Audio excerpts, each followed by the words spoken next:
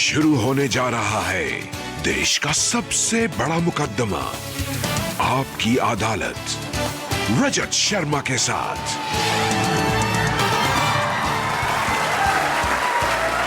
नमस्कार, आपकी अदालत में आपका स्वागत है। आपकी अदालत में आज पेश करेंगे एक ऐसे तपस्वी को जिन्होंने बड़ा मुश्किल जीवन जिया है और ये उनकी अपनी चॉइस है। ये जैन परंपरा के मुनि हैं, पूरे दुनिया में इनके करोड़ों अनुयायी हैं।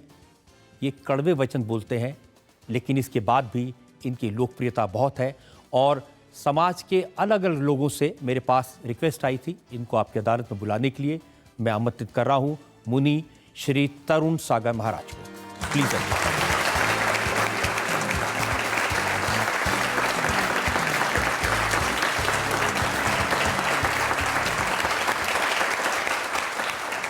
और आज के इस विशेष कार्यक्रम के लिए हमने जज के तौर पर आमंत्रित किया है जाने माने शिक्षाविद, एजुकेशनिस्ट जेएस राजपूत को।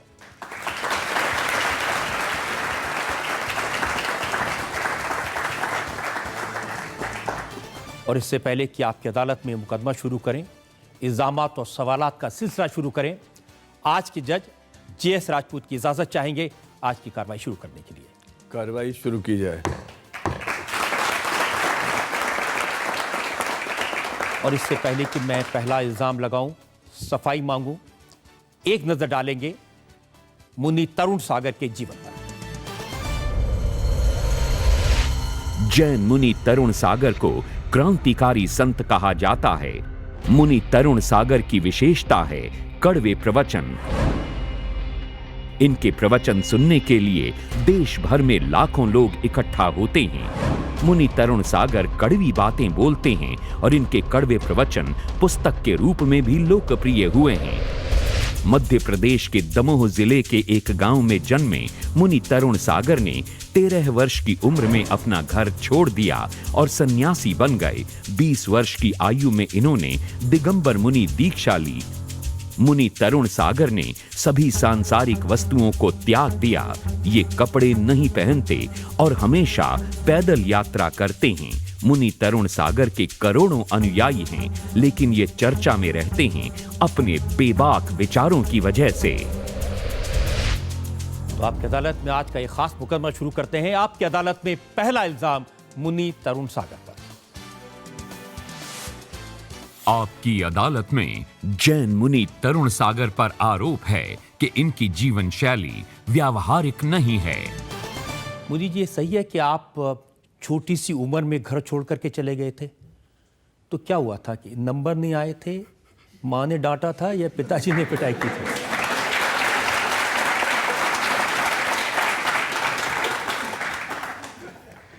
देखिए, मेरा जो बैराग है वो गॉड गिफ्ट है और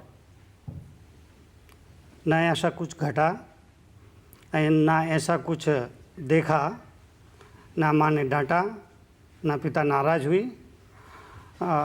ईश्वर प्रदत्त संस्कार जो मुझे मिले, जिनकी वजह से मैंने घर छोड़ा, परिवार छोड़ा, संसार छोड़ा और महावीर के रास्ते पर आ गया। और मुझे लगता है कि रजत जी, मैंने भी छोड़ा है, आपने भी छोड़ा है, पर दोनों में एक बुनियादी फ़र्क है।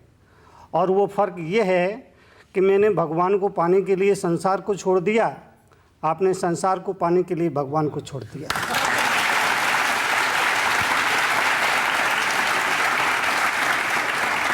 मैंने तो सुना कि आप कहते थे कि मैं भगवान बनना चाहता हूं। आप भगवान बनने के लिए आपने सब कुछ छोड़ दिया। इसमें भी तो लालच है।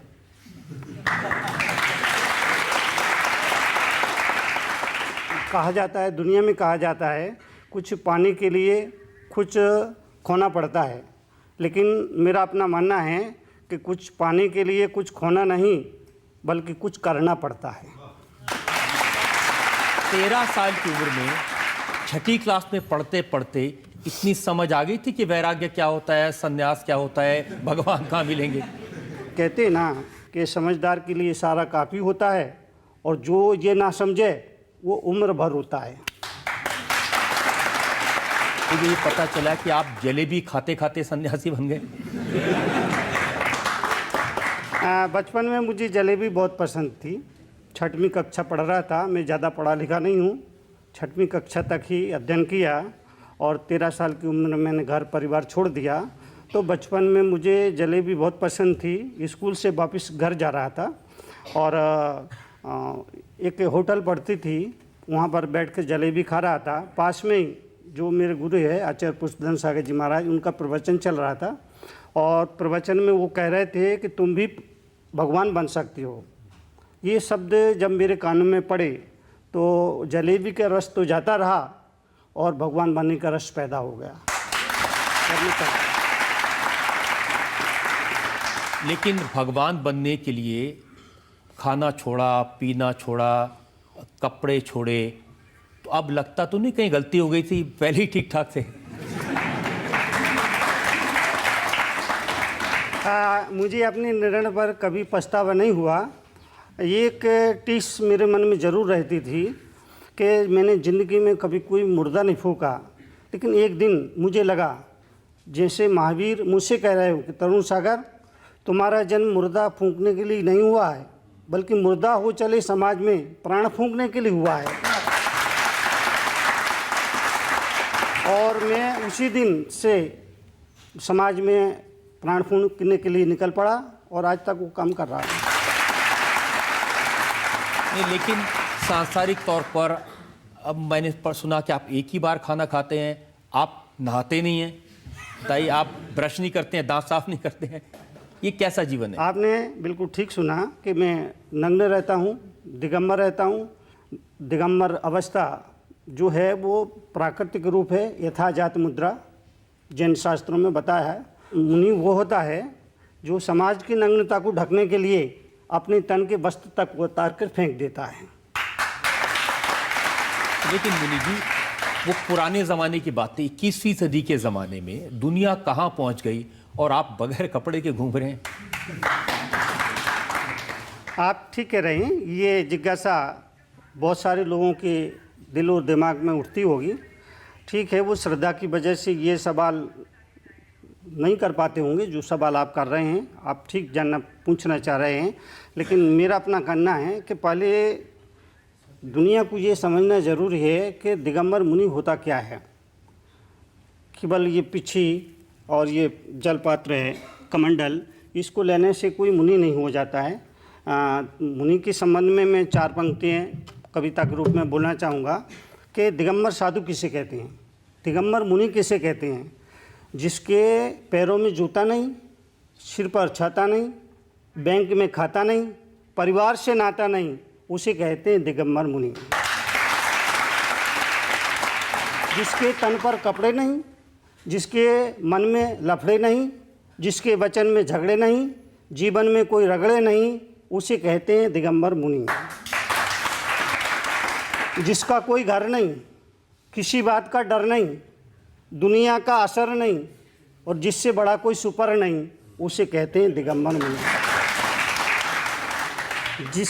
जिसके संग बीवी नहीं, जिसके साथ टीवी नहीं, अमीरी गरीबी नहीं, नाश्ते में जलेबी नहीं, उसे कहते हैं दिगंबर मुनि।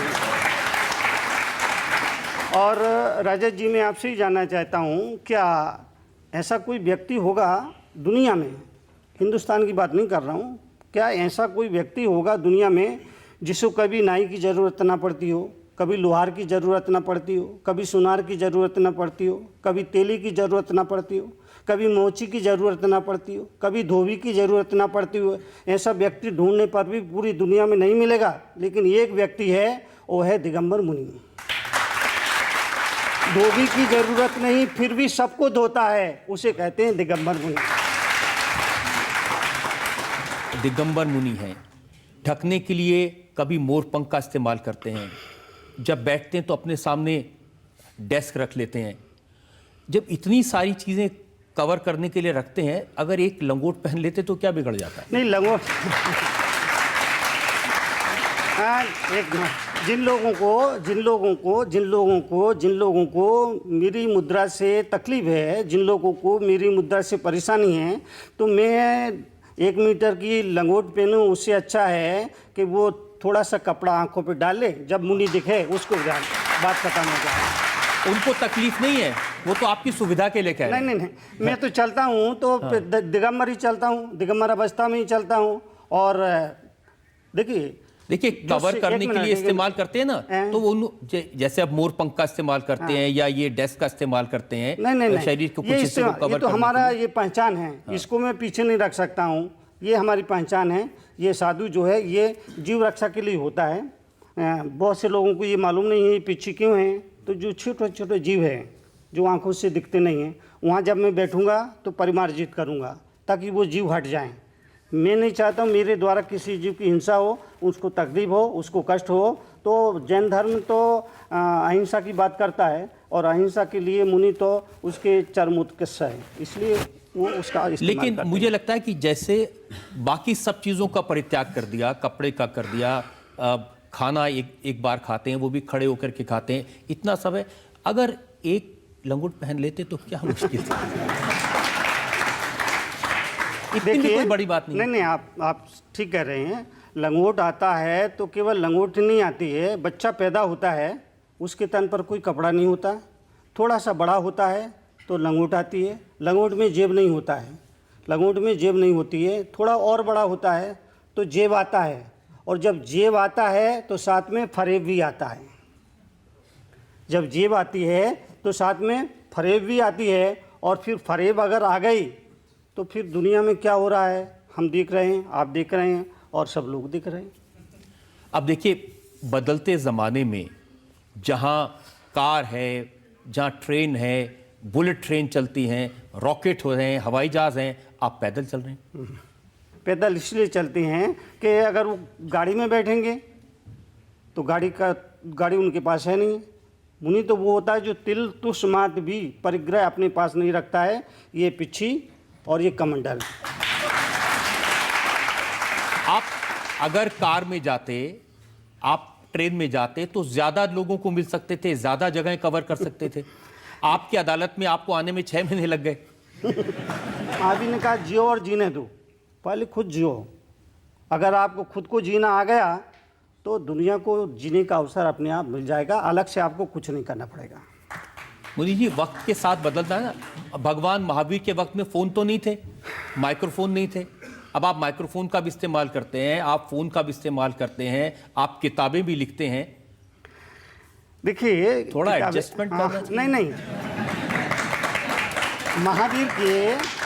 महावीर के जो सिद्धांत है, भगवान ऋषभदेव के जो सिद्धांत है, जैन धर्म के जो सिद्धांत है, मैं सिद्धांतों को नहीं बदल सकता हूँ, दृष्टांतों को बदल सकता हूँ। 2-2-4 पहले भी होते थे, 2-2-4 आज भी होते हैं। तो ये शाश्वत सिद्धांत है, दुनिया आएगी जाएगी, लेकिन सिद्धांत। आप मुझे बताइए, अगर आपको भगवान न करे कोई तकलीफ हो जाए, कोई हार्ट अटैक आ जाए, तो एम्बुलेंस पे लेके जाएंगे या वहाँ भी पैदल जाएंगे? नहीं, जाएंगे ही नहीं।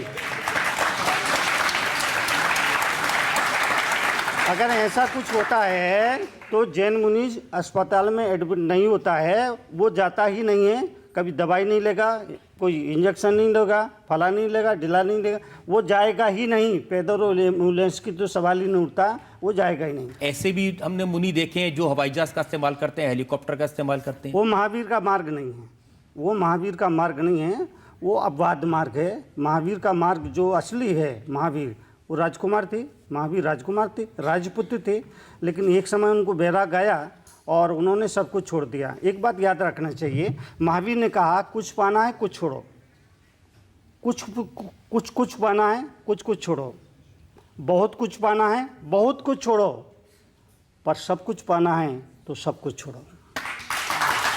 अब छोड़ने की कहाँ बात हो रही? देखिए ये आपके यहाँ से जो पत्रिकाएं छपती हैं वो देखी मैंने, अहिंसा महाकुंभ। अब ये आपकी तस्वीर छपी हुई है, कमल का फूल बना है, उसके ऊपर आप बैठे हैं, चारों तरफ महिलाएं हैं जो आरती लेकर खड़ी हैं। अब ये छोड़ा क्या? ये तो पाया ही पाया है।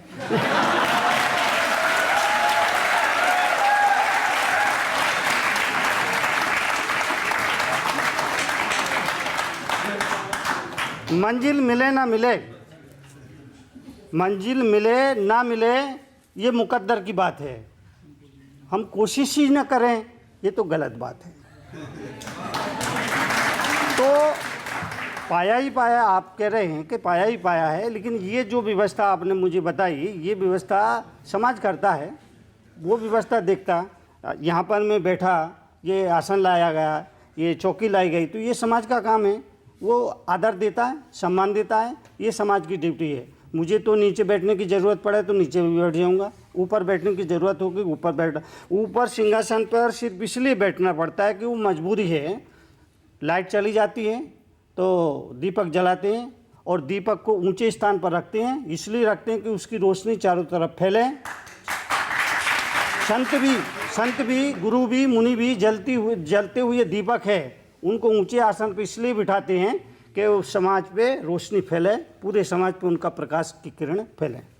फिर दूसरी बात, एक बात और मैं बोलना चाहूँगा कि कई बार लोग कहते हैं कि मुनि जी, एक तरफ तो आप कहते हैं कि सभी आत्माएं बराबर है, कोई छोटा नहीं कोई बड़ा नहीं, लेकिन आप ऊंचा बैठते हैं, हमें ज़मीन पर बिठाते हैं, इसका मतलब आप अपने आप को बड़ा समझते हैं।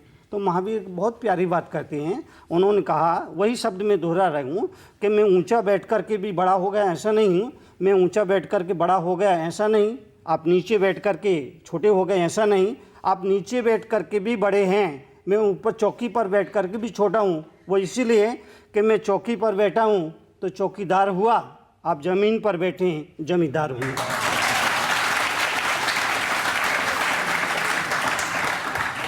ये बता दीजिए कि जो 13 साल की उम्र में आप भगवान बनने निकले थे, भगवान बन गए या अभी बाकी है थोड़ा? अभी मैंने चलना शुरू किया है और अभी उस रास्ते पर चल रहा हूँ। कितनी जन्म साधना करना पड़ेगी ये कहना मुश्किल है, इतना आसान नहीं है।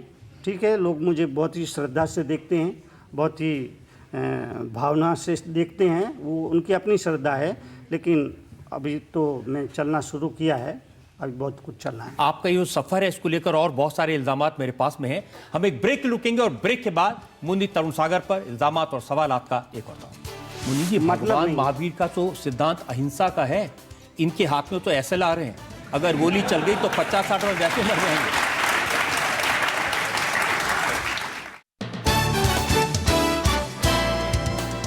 Welcome back. आपकी अदालत में आज हम एक खास मुकदमा चला रहे हैं। हमारे साथ जैन मुनि हैं, ऐसे मुनि जो दिगंबर हैं, कपड़े नहीं पहनते, ऐसे मुनि जो हमेशा पैदल चलते हैं, ऐसे मुनि जो कड़वे वचन कहते हैं लेकिन उनकी लोकप्रियता अपार है। आपकी अदालत में अगला इल्जाम मुनि तरुण सागर पर। आपकी अदालत में जैन मुनि तरुण सागर पर आरोप है कि इनके दोहरे मापदंड हैं। मुनि जी, आप कह रहे हैं कि आपको किसी चीज से मोह नहीं है, न बैंक खाता है, न जेब में कुछ पैसे हैं। अरे जेब ही नहीं तो पैसे कहाँ से होंगे भैया? तो जब लोग मेरे से बोलते हैं, मुनि जी हम आपसे बहुत प्रभावित है, हम हमेशा आपके संपर्क में रहना चाहते हैं, आप अपना एड्रेस दे दीजिए। तो मैं कहता हूँ भैया, जिस आदमी की ड्रेस ही नहीं उसका एड्रेस कहाँ से होगा? तो जिस आदमी के कोई ड्रेस नहीं, कोई माया नहीं, कोई मोह नहीं, उसको रक्षा करने के लिए ऐसे बड़ी संख्या में पुलिस वाले क्यों दिखाई देते हैं? ये देखिए, मेरे पास तस्वीरें हैं, ये तस्वीरें हैं, आप बैठे हैं और चारों तरफ पुलिस, ये आप चल रहे हैं और आपके आसपास ये ब्लैक कैट कमांडोज।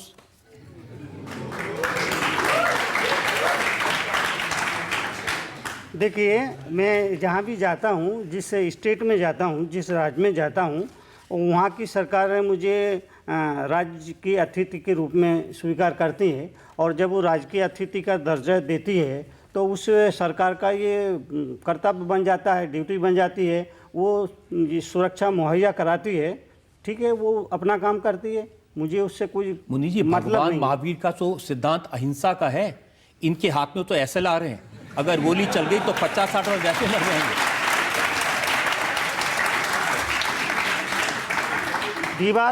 दीवार पर कुछ ना लिखें, ये बताने के लिए तो कुछ लिखना ही पड़ता है। तो मैं समझता हूँ ये जो सरकार अपनी ड्यूटी निभाती है, मैं उससे परहेज नहीं करता हूँ। अगर वो रखती है और ये व्यवस्था देखती है तो अच्छा ये तो सरकार की भी ड्यूटी बन जाती है, जहाँ हजारों जी, आप ही कह रहे हैं एक मिनट अब मेरी बात तो सुन लीजिए। आप ये मोर पंख रखते हैं कि कोई कीटाणु भी ना मरे, जहां बैठे उसे साफ कर लेते हैं, लेकिन पीछे वो बंदूक वाले खड़े हैं और वो बंदूक भी नहीं है, SLR है, सेल्फ लोडिंग राइफल। एक बार चल गई तो 50-60 वैसे ही मर जाएंगे। नहीं वो चलती नहीं है, और वो उनको मैं बोलता हूँ कि इसका लॉक करके रखो, क्योंकि मुझे भी डर लगता है उससे क्योंकि मेरे पास सबसे नज़दीक खड़े होते हैं, तो ऐसी डरने की कोई बात नहीं है। नहीं, लेकिन अहिंसा के पुजारी हिंसा के वेपन अपने साथ रखें, ये कैसे स्वीकार करें?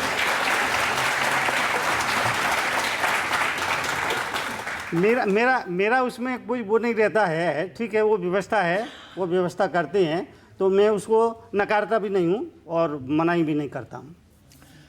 देखिए, आप पाकिस्तान के बारे में बयान देते हैं, आप पाकिस्तान को शैतान कहते हैं और कहते हैं कि पाकिस्तान को उसकी भाषा में जवाब देना चाहिए। अब पाकिस्तान को उसकी भाषा में जवाब देंगे तो गोली चलाएंगे, टैंक ले जाएंगे, हिंसा नहीं होगी? ये सवाल आपका बड़ा मार्मिक सवाल है। जब मेरे से मीडिया के लोग आकर पूछते हैं, चूँकि बरसों से ये चल रहा है हिंदुस्तान पाकिस्तान, अगर पाकिस्तान जैसा मुल्क नहीं होता तो हिंदुस्तान आज पता नहीं कहाँ होता, वो कितनी तरक्की कर रहा होता। इसलिए कहा कि उसको समझाइए, वो प्रेम की भाषा है, या जिस तरह से पिछले 60 साल से समझा रहे हैं, तो कहाँ समझ में कहाँ आया उसको। लेकिन अगर जैन मुनि भी प्रेम की भाषा छोड़ के बंदूक की भाषा करेंगे तो अहिंसा की बात कौन करेगा? नहीं, बात नहीं कर रहा। तो मीडिया ने मेरे से सवाल किया तो मैंने कहा भाई इसका तो ये है कि वो उसको उस भाषा में समझाइए। कहते ना, कुत्ते की पूंछ 12 साल तक पोंगरी में डालो, निकालो तो टेढ़ी की टेढ़ी। तो ये पाकिस्तान कुत्ते की पूंछ है, वो सीधी होने वाली नहीं है। जैसे आपने 13 साल की उम्र में संसार को छोड़ दिया और भगवान के प्रति आपकी आस्था थी और आपके प्रेम की वजह से, आपको क्या लगता है आज 21वीं सदी के जो युवा हैं उनकी भगवान की तरफ जो आस्था है जो कम हो रही है, उसके ऊपर आपका क्या कहना? देखिए, युवा की जो आस्था है, लेकिन मुझे लगता है कि जो भगवान को पुकारने वाले लोग हैं वो दिल से नहीं पुकारते हैं। जो भक्त है सभी धर्मों के लोग हैं और भगवान की भक्ति करते हैं, पर जो दिल से पुकार होना चाहिए वो पुकार नहीं होती है। पुकारा तो कभी सबरी ने था और दुनिया ने देखा श्री राम चले आए। पुकारा तो कभी मीरा ने था और दुनिया ने देखा श्री कृष्ण चले आए। पुकारा तो कभी चंदन वाला ने था और दुनिया ने देखा कि महावीर चले आए। और पुकारा तो राजा जी शर्मा ने हैं और दुनिया ने देखा तरुण सागर चले आए।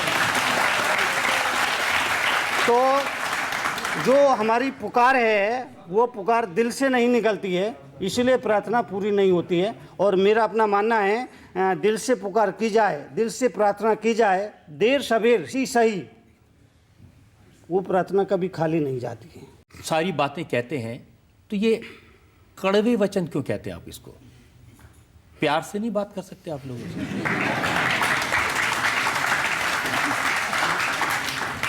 रजा जी शुरू के 10 साल में बहुत प्यार से बोला, बहुत मीठा बोला, बहुत मीठा बोला, बहुत मीठा बोला, बहुत मीठा बोला, बहुत मीठा बोला, बहुत मीठा बोला। लेकिन उस मीठे बोलने का दुष्परिणाम ये हुआ कि मैं बोलता था, लोग सोते थे। मैं बोलता था, लोग सोते थे, उन्हें लगता था मुनि जी लोरी गा रहे हैं। एक दिन मुझे लगा जैसे महावीर मुझसे कह रहा है कि तरुण सागर ये अंधे और बहरे लोग हैं। और उस समय मुझे सुनने के लिए ये हजारों लोग नहीं आते थे, बामुश्किल से 25-50 लोग आते थे। और 25-50 भी जिनको बेटा दुकान पर नहीं चढ़ने देता था और बहू घर में टिकने देती थी, वो आ जाते थे। तो मुझे लगा महावीर ने कहा, मुनि तरुण सागर ये अंधे और बहरे लोग हैं, ये ना आपको कुछ सुन पा रहे हैं, कुछ समझ पा रहे हैं, इसमें टाइम बर्बाद मत करो। अगले ही दिन में एक ऐसा वक्तव्य दिया, हिंदुस्तान का आधा जैन समाज मेरे खिलाफ था और मुझ पर इस बात का दबाव था मैं अपना वक्तव्य वापस लूँ, लेकिन मैंने कहा ये वक्तव्य वापस लेने का सवाल नहीं उठता है, ये मेरे जीवन की सोची समझी रणनीति है। मुझे सारे जीवन इसी मिशन पर काम करना है, कोई चले ना चले मैं इस मिशन पर चलता रहूँगा। पर वो पंक्ति आपको याद होगी ना कि जिनमें अकेले चलने के हौसले होते हैं एक दिन उनके साथ काफिले होते हैं। यदि आप बाप बेटी की बात करें, आपने तो शादी नहीं की, आपका तो परिवार नहीं है, आप लोगों को बताते हैं पति पत्नी के रिश्ते कैसे अच्छे होने चाहिए।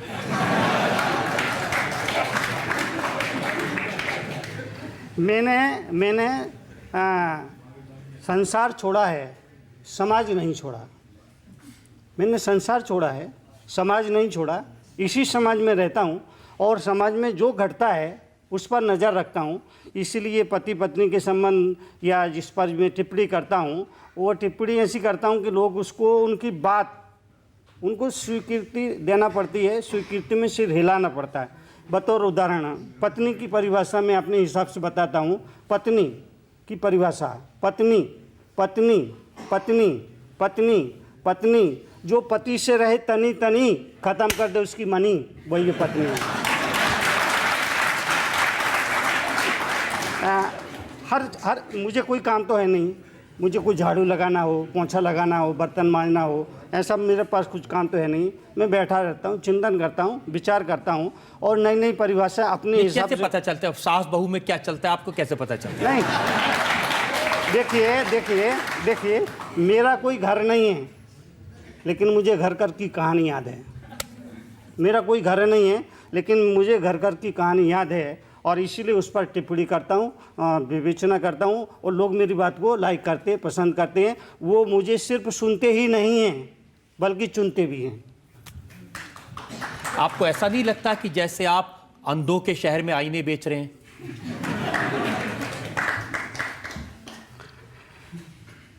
कोई जागे ना जाएगी ये मुकद्दर उसका। लोग मेरे सवाल करते हैं, मुनि जी आपको सुनने के लिए हजारों लोग आते हैं, तो क्या आपको लगता है ये आपका प्रवचन सुनने के बाद ये लोग सुधर जाएंगे? तब मैं उनसे सिर्फ इतना ही कहता हूँ, कोई जागे ना जागे ये मुकद्दर उसका, मेरा फ़र्ज है आवाज़ लगाते रहना। मुनि जी और भी इल्ज़ामात मेरे पास में, एक और ब्रेक के लिए रुकेंगे और ब्रेक के बाद आपकी अदालत में मुनि तरुण सागर पर इल्ज़ामात और सवालात का एक और दौर। रात सपने में बापू आए, बोले तरुण सागर क्या हो रहा है? मैंने कहा बापू पूरा देश रो रहा है। बोली ये देश क्यों रो रहा है? मैंने कहा बापू चादर है छोटी, पैर पसार के सो रहा है, इसीलिए रो रहा है। Welcome back. आपकी अदालत में आज हमारे मेहमान हैं मुनि तरुण सागर। आपकी अदालत में अगला इल्जाम। आपकी अदालत में जैन मुनि तरुण सागर पर आरोप है कि ये लोगों को गलत बातें सिखाते हैं। आप कड़वी बातें बोलते बोलते, अच्छी बातें सिखाते सिखाते कई बार कह जाते हैं। हरियाणा के असेंबली में आप गए थे एड्रेस करने के लिए, वहां आपने कह दिया कि पुरुष का दर्जा नंबर 1 और महिला का दर्जा नंबर 2 समाज में। देखिए ये तो मैं नहीं कह रहा हूँ, ये तो प्रकृति कहती है। आपने उनको वहाँ बिठाया, इनको यहाँ बिठाया। और आपने उस तरफ नहीं देखा, उनको वहां बिठाया। ये तो जिसका समाज में स्थान है, आप कहते हैं कि महिला का नंबर 2 स्थान है। शक्ति के लिए दुर्गा की पूजा करते हैं, धन के लिए लक्ष्मी की पूजा करते हैं, शिक्षा के लिए सरस्वती की पूजा करते हैं। आप कह रहे हैं नंबर 2 है। आप कह रहे हैं आपने नहीं बनाया। हमारे यहाँ कृष्ण से पहले राधा का नाम है, राधा कृष्ण। राम से पहले सीताराम कहते हैं, नारायण से पहले लक्ष्मी नारायण कहते हैं। ये परंपरा है देश की। आप कह रहे हैं महिला नंबर 2। शिव पार्वती भी तो बोलते हैं ना। अब आपने ढूंढ के एक ही मिले आपको।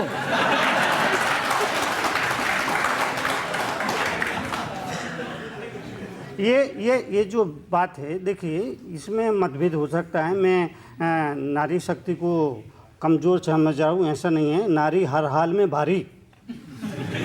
नारी नारी नारी नारी हर हाल में भारी। पुरुष सदा उसका आभारी।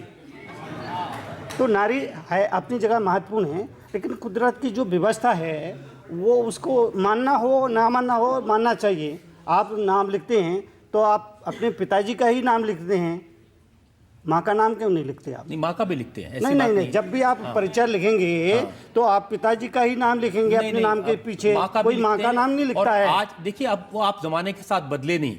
आपने टीवी पर एड्स नहीं देखे हैं, बड़े बड़े जो क्रिकेटर्स हैं वो कह रहे हैं अपनी माँ का नाम पहले ले रहे हैं। ये बदला है जमाना। और आपने हरियाणा असेंबली में क्या कहा? पति के अनुशासन को माने, ये हर पत्नी का धर्म होता है। पति का भी कुछ धर्म होता है कि नहीं? धर्मपत्नी कहा जाता है, धर्मपति तो नहीं कहते आप। कहना चाहिए। नहीं, कहना चाहिए, कहते क्यों नहीं? धर्मपत्नी कहते हैं तो धर्मपति भी होना चाहिए ना। बिल्कुल होना तो चाहिए। क्यों नहीं होता है वो? आपकी वजह से नहीं।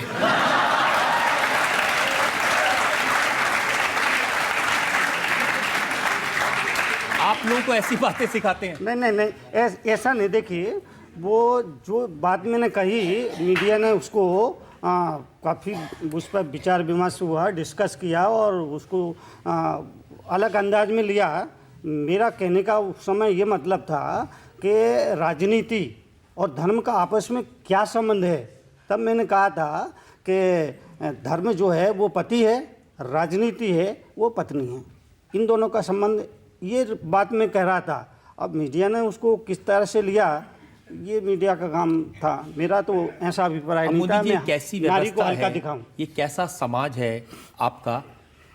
अगर कोई महिला संत हो, वो निर्वस्त्र होकर आ जाए, उसको स्वीकार कर लेंगे?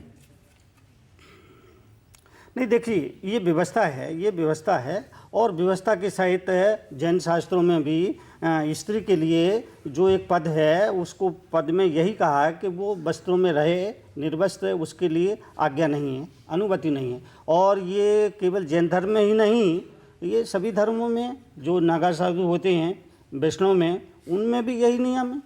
तो देखिए, आपके अलग अलग स्टैंडर्ड हुए ना। आप कह रहे हैं कि ये मीडिया ने बात को उल्टा सीधा कर दिया, लेकिन मेरे पास आपका दूसरा भी बयान है जिसमें आपने कहा जीन्स पहनने वाली माँ बच्चे को आंचल कहां से देगी। अब माँ जीन्स ना पहने, ये कौन सा कानून है? ये सवाल आप लाते कहाँ से है, पहले मेरे को ये बताओ। मैंने कहा था माँ का आंचल, आंचल, आंचल, आंचल, आंचल, आंचल। मैंने कहा था माँ का आंचल दुधमुहा बच्चे के लिए स्वर्ग से भी बढ़कर है। एक माँ का आंचल ही है जिसे जहाँ पर जाकर बच्चा अपने आप को सबसे ज़्यादा महफूज समझता है। माँ का दूध पीता हुआ बच्चा भी ये समझता है कि उसका बैकुंठ यही है। और माँ भी अपने बच्चे को ढक लेती है कि कहीं मेरे मुन्नी को नज़र न लग जाए। लेकिन लेकिन लेकिन लेकिन लेकिन अब पैदा होने वाली औलाद ये सुख नहीं पा पाएगी, क्योंकि जीन्स वाली मम्मी आंचल कहाँ से लाएगी। अब माँ जीन्स पहने, आपने कहा सुंदरता का ध्यान रखने वाली दूध कहाँ से पिलाएगी। माँ आप जीन्स पहने या अपनी सुंदरता का ध्यान रखे, ये माँ पर छोड़ दीजिए ना, आप क्यों तय कर रहे हैं? तो देखिए, जीन्स पहने हैं ये उसकी मर्जी है, उसका अपना निर्णय है, इसमें मैं कोई इंटरफेयर नहीं करूँगा, कोई ज़बरदस्ती नहीं करूँगा। मेरा अपना मानना है कि जैन धर्म ज़बरदस्त है, लेकिन वो किसी के साथ ज़बरदस्ती नहीं करता है। तो मैं भी ज़बरदस्ती क्या पहनना क्या नहीं पहनना, ये निर्णय उसको करना है, इसमें मेरा कोई इंटरफेयर नहीं। आप जैसी बातें कहते हैं, अब लोग क्या सोचेंगे? आपके सामने जो ऑडियंस बैठी होती है, आप उसको गधा कह देते हैं। तो मैं गधा नहीं कहता हूँ, मैं तो एग्जाम्पल देता हूँ। मैं एग्जाम्पल दिया, मैंने एग्जाम्पल दिया कि मैं जिस कमरे में रुका उस कमरे में छिपकली छत पर चिपकी, तो मैंने उस छिपकली से पूछा कि भाई तुम लोग छत पे लटकी रहती है हमेशा, फर्श पे कभी दिखाई नहीं देती, इसकी वजह क्या है? तो छिपकली ने मेरे से कहा कि मुनि जी आपको पता होना चाहिए, इस छत को हमने संभाल रखा है। अगर हम यहाँ से हट गए तो ये छत नीचे गिर जाएगी। तो फिर मैंने कहा कि जिस तरह से उस छिपकली को भ्रम है, उसी तरह से आदमी को भी भ्रम है कि इस परिवार को हमने संभाल रखा है, इस समाज को हमने संभाल रखा है, अगर हम नहीं होंगे तो ये परिवार बिखर जाएगा, ये समाज बिखर जाएगा। लेकिन मैं कहता हूँ कि तुम रहो ना रहो, तुम्हारे ना रहने से इन बाजारों की रौनक कभी खत्म होने वाली नहीं है। तो अब इसमें लेकिन तो आप क्या ऐसे ही तकलीफ है? कभी गधे का, छिपकली का, कुत्ते का बहुत उदाहरण देते हैं, उसके पीछे पड़े हैं। कुत्ता तो देखिए, कुत्ता कल्चर बहुत तेज़ी से बढ़ रहा है। कुत्ता कल्चर बहुत तेज़ी से बढ़ रहा है। कुत्ता कल्चर बहुत तेज़ी से, खास करके शहरों में कुत्ता कल्चर इतना बढ़ गया, इतना बढ़ गया, इतना बढ़ गया। आए दिनों टेलीविज़न पर देखते हैं बड़ी बड़ी हीरोइनें कुत्ते को लेकर गोद में बिठाकर उसका मुख चूमती हैं, और जब कोई बड़ी हीरोइन कुत्ते का मुख चूमती है, इस देश का नौजवान खड़ा खड़ा भगवान से विचार करता है, प्रार्थना करता है, हे भगवान अगले जन्म में कुत्ता ही बनाना है।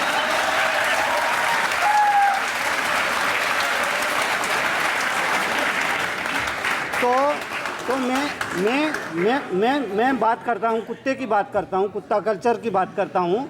तो देश के नौजवान से सिर्फ इतना ही कहता हूँ कि जितना प्रेम आप अपने कुत्ते से करते हो, उसका 10% प्रेम अपने बूढ़े माँ बाप पर निछावर कर दो, उनकी ज़िंदगी सुधर जाएगी और तुम कुत्ता होने से बच जाओगे।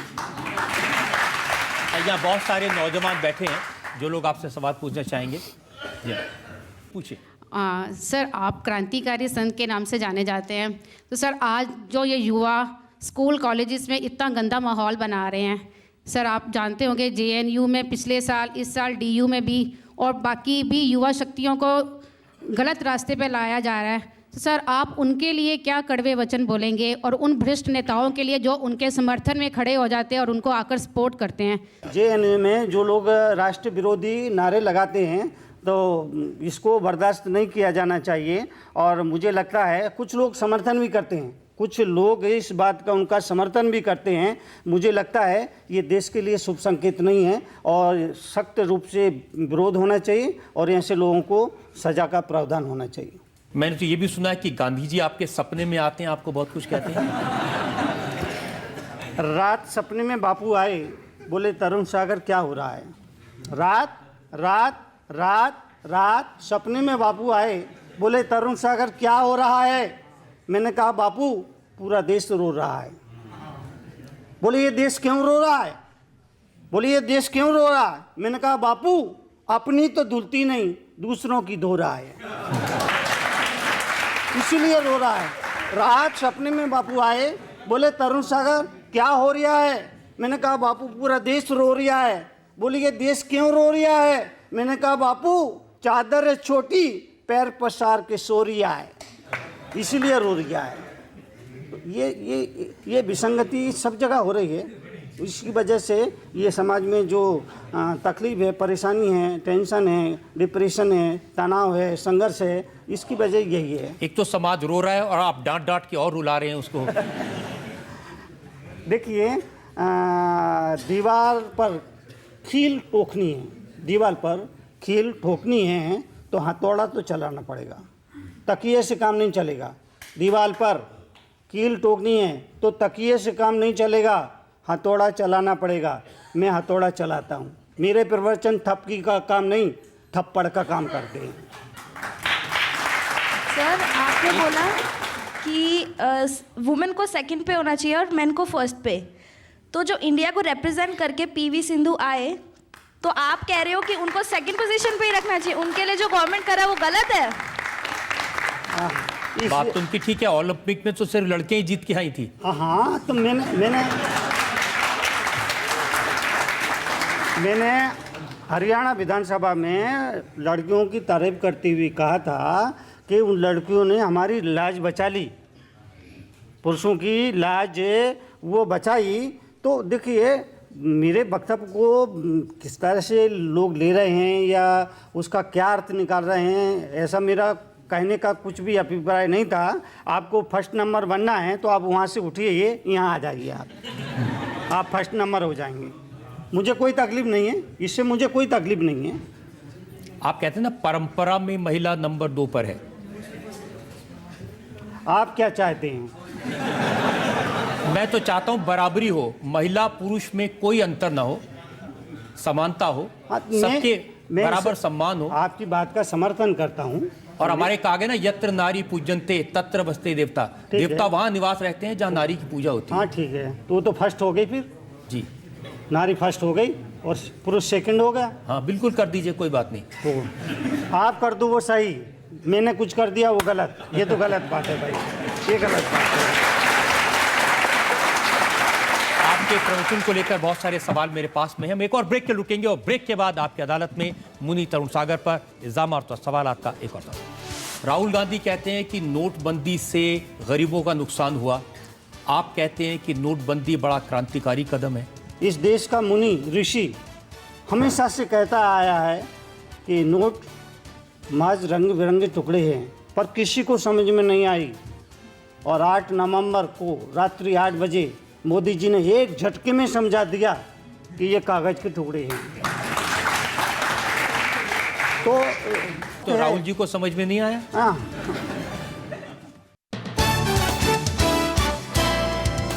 Welcome back.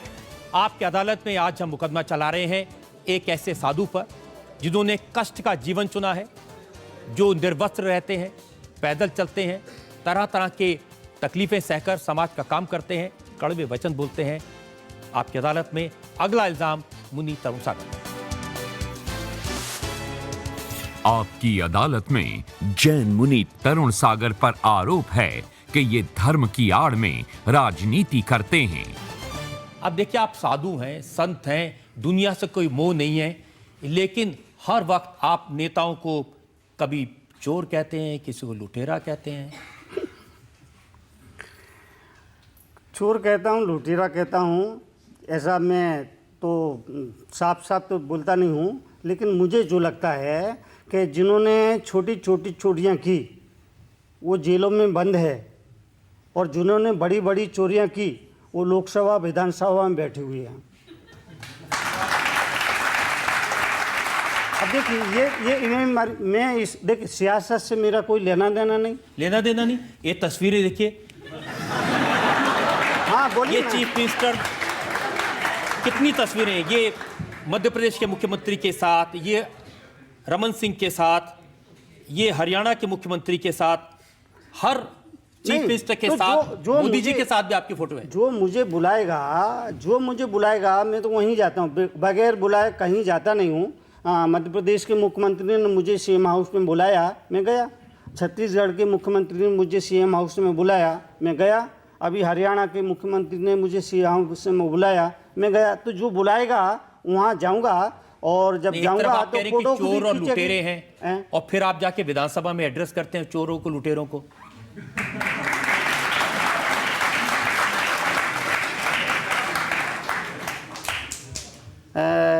हर तीसरा भारतीय नागरिक भ्रष्ट है। हर तीसरा भारतीय नागरिक 3% तीसरा भारतीय भ्रष्ट है, यानी 30% लोग भ्रष्ट है। 50%, 60% लोग भ्रष्टाचार के कगार पर है। सिर्फ 10% लोग हैं जिन्हें आप पूरी तरफ से ईमानदार कह सकते हैं। तो सभी चोर नहीं हैं, सभी उचक्के नहीं हैं। तो मैं समझता हूँ, मैं चोरों के घर नहीं गया, प्रदेश के मुख्यमंत्री के घर गया, चोरों के घर नहीं गया। नहीं, विधानसभा में आप कह रहे हैं कि वहाँ पर तो हजारों लोग हैं, लुटेरे बैठे हैं, और उनको एड्रेस करने के लिए आप गए। मध्य प्रदेश की विधानसभा को आपने एड्रेस किया, हरियाणा की विधानसभा को एड्रेस किया। तो एड्रेस करना चाहिए। एड्रेस, उपदेश की ज़रूरत तो उनको ही है ना। मंदिरों की ज़रूरत तो पापियों को है, पुण्यात्मा को मंदिरों की ज़रूरत नहीं है। जो पापी हैं उनको भगवान को पूजा में पहले आगे आना चाहिए, तो उनको उपदेश की ज़रूरत है। ये दिल्ली विधानसभा वालों को जरूरत नहीं, उन्होंने आपका कैंसिल कर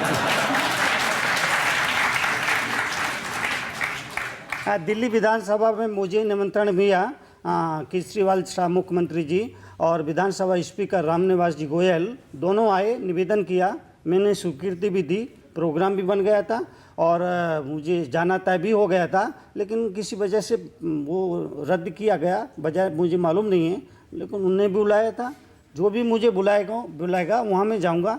अगर लोकसभा में मुझे बुलाएंगे वहाँ भी जाऊँगा। मीडिया के लोग मुझसे पूछते हैं मुनीष जी आपकी खुशनसीबी क्या है, तब मैं कहता हूँ मेरी खुशनसीबी यही है कि मैं इतना कड़वा बोलता हूँ फिर भी लोग मेरी बातों को बहुत प्यार से सुनते हैं, यही मेरी खुशनसीबी है। लेकिन कोई आपके बारे में कड़वा बोल दे तो आपको अच्छा नहीं लगता? नहीं विशाल डडलानी ने कुछ कह दिया था तो बेचारों को कान पकड़वा नहीं, एक मिनट। हाँ, तो मेरी तरफ से क्या प्रतिक्रिया रही वो आपको मालूम है, मीडिया के आदमी हैं, आपको सब खबर है। मैंने हमेशा यही कहा कि भाई इस बात से मुझे कोई लेना देना नहीं है। ठीक है, उन्होंने टिप्पणी की है तो विचारों की अभिव्यक्ति का संविधान छूट देता है। मेरा एक ही वक्तव्य शुरू से आखिरी तक, मीडिया के जितने लोग आए मैंने एक ही वक्तव्य दिया। ठीक है, समाज के लोग हैं, उन्होंने इसका विरोध किया, विरोध करना भी चाहिए, वो अपनी जगह सही थे, मैं अपनी जगह सही था, और आप कहाँ थे मुझे मालूम नहीं। मैं तो देख रहा था कि वो आपके सामने आके कान पकड़ के उठक बैठक लगा रहे हैं, तब आपने माफ किया। समाज की मांग थी, जैन समाज की मांग थी कि जब तक वो पंचमाफी नहीं करेंगे तो हम उनको माफ़ नहीं करेंगे। और विशाल डडलानी बड़े अच्छे सज्जन आदमी हैं, उन्होंने देखा देखी टिप्पणी कर दी। उन्हें अंदाज नहीं लगाया था कि वो जो कह रहे हैं उसका क्या परिणाम होगा, लेकिन फिर भी उनको गलती का एहसास हमने तो ये पढ़ा है क्षमा बड़न को चाहिए छोटन को उत्पात। तो मैंने तो क्षमा ही किया बाबा, मैंने कब उनको विरोध किया या नाराज हुआ? मैं तो अगर वो माफी नहीं मांगते तो जेल भिजवा देते आप उनको। नहीं, बिल्कुल गलत बात है। मैं जेल भिजवाने कैसे क्या कर सकता हूँ? अगर जेल भिजवाने में लगता तो आपकी अदालत में आने की बजाय मुझे उसी अदालत में जाना पड़ता। जनता से पूछते हैं जो लोग सवाल पूछना चाहते हैं। मेरा आपसे ये सवाल है कि अगर आपको कभी किसी पॉलिटिकल पार्टी को ज्वाइन करने का इनविटेशन आए तो आपके उसके प्रति क्या विचार रहेंगे? देखिए, किस पार्टी को ज्वाइन करना पसंद करेंगे? राजनीति से इसका मैंने शुरू में कहा कि सियासत से मेरा कोई लेना देना नहीं है। हाँ, बस ये समझिए मैं बोलता हूँ इसलिए लोग इतने सोचते हैं कि आप इस पार्टी में जाएंगे, इस जाएंगे। ये तो दिगंबर मुनि हूँ, और दिगंबर मुनि तो बहुत ही ऊंचा उसकी स्थिति होती है, और वो राजनीति से और इससे उसका कोई लेना देना दूर दूर तक कोई संबंध नहीं रहता है। और ये कल्पना करना भी हमारे लिए बेकार है। नेता तो नेताओं की तो कल्पना पे चलते हैं, नेताओं के भाषण कल्पना पे। नेताजी भाषण कर रहे थे, सोना 10 रुपये तोला, चांदी 50 रुपये किलो, गेहूँ 1 रुपये सेर, घी 2 रुपये मन, 4 फ्लैट वाले कमरे का किराया 15 रुपये, बच्चों की पढ़ाई मुफ्त, वाईफाई मुफ्त, बिजली मुफ्त, पानी मुफ्त। जनता में से एक आदमी उठा और हुजूर ये व्यवस्था आपने कहाँ से दिलाई है? नेताजी बोले कल्पना करने में क्या बुराई है। तो ये कल्पना कर रही है कि आप किस पार्टी में होते हैं तो किस वो आप करते नहीं, ये करते इसलिए कर रही है कल्पना क्योंकि आप राजनीति विषयों पर जरूर कोई ना कोई कमेंट करते रहते हैं। कमेंट करना चाहिए, वो गलत नहीं है। संत जो है वो समाज का गुरु होता है और पूरी समाज का दायित्व उस पर होता है। समाज में जो कुछ भी घटता है, कहीं गलत होता है तो गलत को गलत बोलना कोई गुनाह नहीं है, कोई अपराध नहीं है, बोलना चाहिए। राहुल गांधी कहते हैं कि नोटबंदी से गरीबों का नुकसान हुआ, आप कहते हैं कि नोटबंदी बड़ा क्रांतिकारी कदम है। देखिए, तो जो काला धन है, और काला धन कितना है देश के पास, कितना काला धन है आप कल्पना नहीं कर सकते। और मैं तो इस संदर्भ एक बात कहना चाहूँगा कि करीब 10 लाख ज्योतिषी हैं, पर किसी ने भी नहीं बताया कि 1500 के नोट बंद होने वाले हैं। पूरे देश में 10 लाख ज्योतिषी हैं करीब, पर किसी ने भी नहीं बताया कि 1500 के नोट बंद होने वाले हैं। जबकि इस देश का मुनि ऋषि हमेशा से कहता आया है कि नोट महज रंग बिरंगे टुकड़े हैं, पर किसी को समझ में नहीं आई।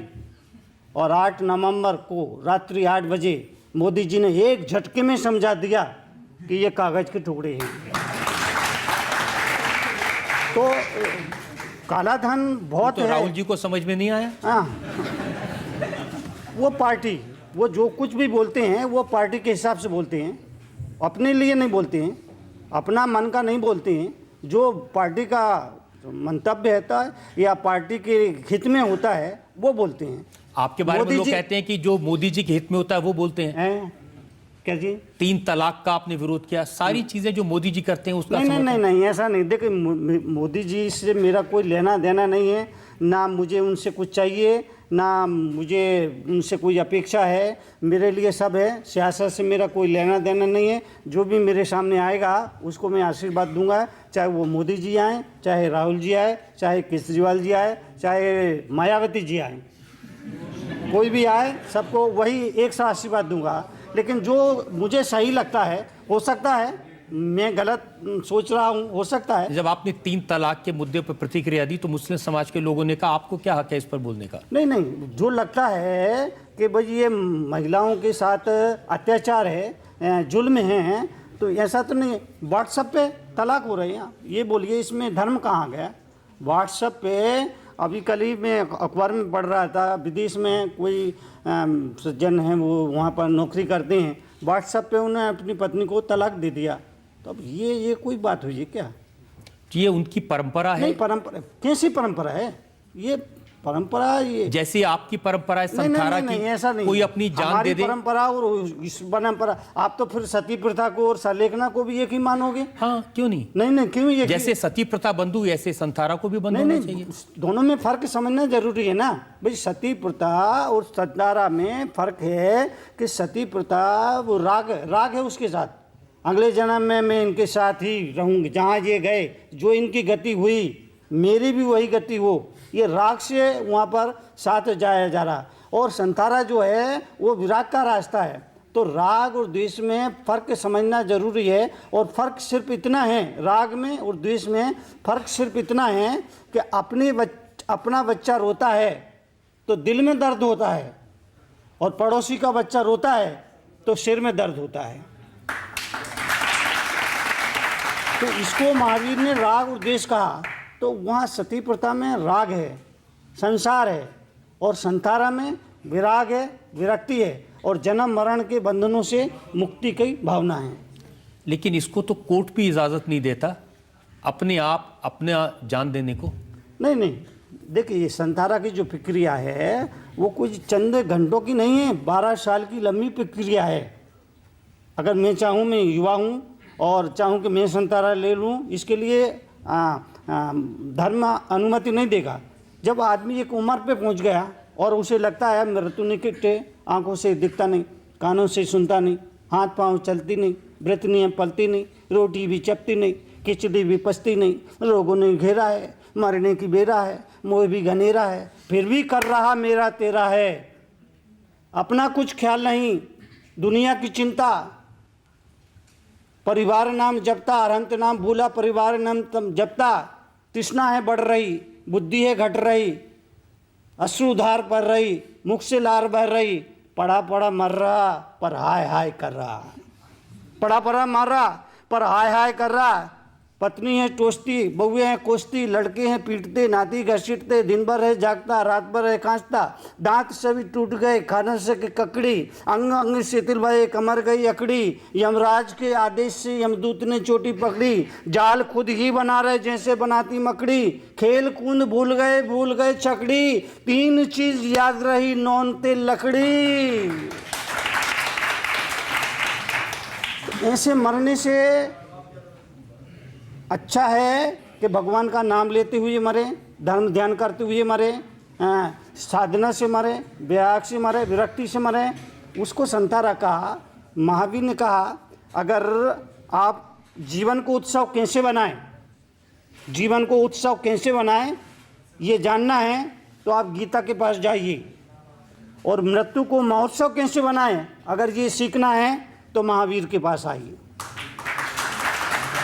महावीर के शब्दों में मृत्यु मातम नहीं महोत्सव है।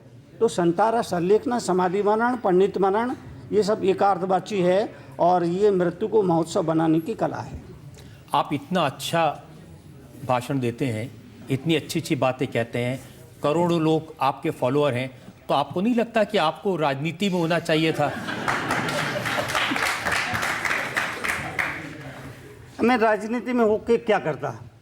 अगर एक मिनट राजनीति में भी जाता तो अगर सपोज करो प्रधानमंत्री भी बन जाता तो मैं तो वो बन गया हूँ कि प्रधानमंत्री भी आके नमस्कार करेगा, प्रणाम करेगा। देखिए, जो जनता के द्वारा दी गई कुर्सी को स्वीकार करता है वो राष्ट्रपति होता है। जो जनता के द्वारा दी गई कुर्सी को स्वीकार करता है वो राष्ट्रपति होता है, पर जो उस कुर्सी को भी ठुकरा दे वो राष्ट्रपिता होता है।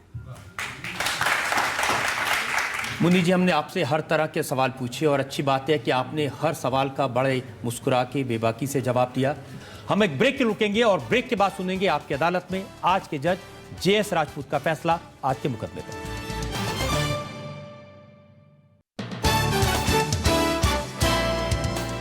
आपकी अदालत में आज हमने मुकदमा चलाया मुन्नी तरुण सागर पर। उनसे पूछा उनके बयानों के बारे में, उनके कड़वे प्रवचन के बारे में, उनकी दिनचर्या के बारे में, उनके रहन सहन के बारे में, उनकी जीवन शैली के बारे में। आपकी अदालत में अब वक्त है आज के जज जाने माने शिक्षाविद JS राजपूत के फैसले का। अदालत ने सारे प्रश्न सुने, सारे उत्तर सुने और ये पाया कि मुनिश्री समाज में सद्भाव लाने के लिए कार्य कर रहे हैं, लोगों को जगा रहे हैं, मनुष्य को मनुष्य से जोड़ रहे हैं। अदालत चाहेगी कि वे ये कार्य आगे भी करते रहें, आवाज़ लगाते रहें। उनका प्रभाव समाज पर पड़ता है, भारत में ही नहीं विश्व भर में उनको सम्मान मिला है। आपने सभी प्रश्नों के उत्तर अत्यंत तर्कपूर्ण ढंग से दिए और बड़े अच्छे ढंग से दिए, जिससे सुनने वाले भी प्रभावित हुए। अतः ये अदालत आपको पूरी तरह आरोप मुक्त करती है और फिर एक बार अपेक्षा करती है कि आप समाज में जुड़ाव लाते रहिए, जिसकी इस देश को बहुत बड़ी आवश्यकता है। इस उम्मीद के साथ, इस अपेक्षा के साथ कि मुन्नी तरुण सागर जी इसी तरह से समाज का काम करते रहेंगे, जनता के सामने त्याग और तपस्या की एक तस्वीर पेश करते रहेंगे। आज का मुकदमा यही खत्म करते हैं। अगले हफ्ते आपसे मुलाकात होगी एक नई शख्सियत के साथ। तब तक के लिए नमस्कार।